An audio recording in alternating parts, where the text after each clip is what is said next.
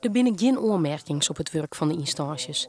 Doch vinden zij de conclusie heel pijnlijk. Het is natuurlijk verschrikkelijk dat juist als je denkt dat je alles hebt gedaan, en dat bevestigt het rapport, dat er dan toch zo'n uitslag is dat iemand kan vermoorden en anderen verwonden. Dus dan zit er kennelijk iets in ons systeem niet goed, want het systeem moet ons dus meer bevoegdheden geven. Of het nou de burgemeester is, of justitie, of de GGZ. En dat iemand dus wel verplicht kan vastzitten of behandeld.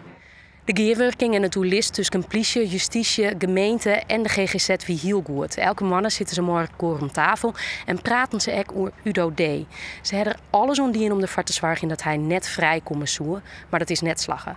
Want nevens het Europees Hof voor de rechten van de mens is het net tastien om iemand dwongen te behandelen voor een psychiatrische stoornis alleenig bij dreigend crimineel gedrag en oerlijst. Vrijheidsberoving is een zwaarwegend middel in Nederland, in deze samenleving. In andere trouwens ook. Het betekent dat er wetten voor zijn om de rechten te beschermen van deze mensen. En wij moeten die wetten handhaven. Wij moeten dus steeds weer kijken of de dwangopname beantwoordt aan de wet. En dat was in dit geval niet zo. Je konden hem net meer vasthouden. Wij konden hem niet meer vasthouden. De instanties zouden graag meer mogelijkheden hebben om mensen die een gevaar binnen voor de mierskip begeleiden te kennen. De zorg- en strafketens hoe beter op elkaar aansluiten moeten.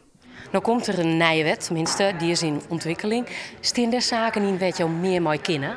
Ja, zonder dat ik denk dat dan alles wordt opgelost, maar dan ontstaat de mogelijkheid dat iemand verplicht behandeld kan worden, ook wanneer hij niet in de kliniek zit. En dat kan nu niet. Nu is het of in de kliniek of erbuiten. En dan ontstaan er echt extra mogelijkheden.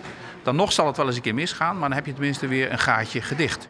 De uitkomsten van het onderzoek binnen naar de verantwoordelijk staatssecretaris Stuart. Die komt in september met een reactie.